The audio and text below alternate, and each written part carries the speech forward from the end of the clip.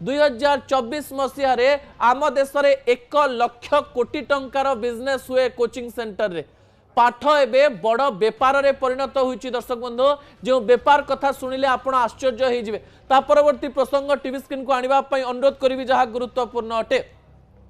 Private school आउ गोटे बड़ दुख आपण मानक निकटे रखापी चाहिए जहाँ मु तथ्य आपण को पूर्वर दे सारी।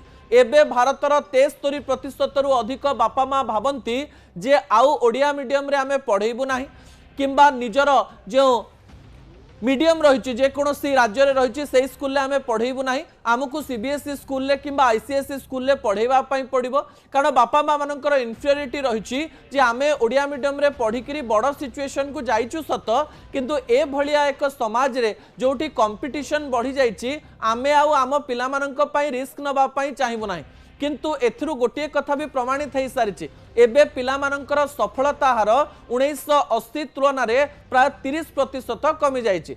सबु पिला सफल होना देश में पाठ पढ़ुवा केवल 25 रु 30% पिला तांको जीवन में सफल होता बेले बापा माँ माने 10वीं पर्यंत पिला पाठ पढ़े भावती आमे अनेक किछि बड़ काम करदेलु।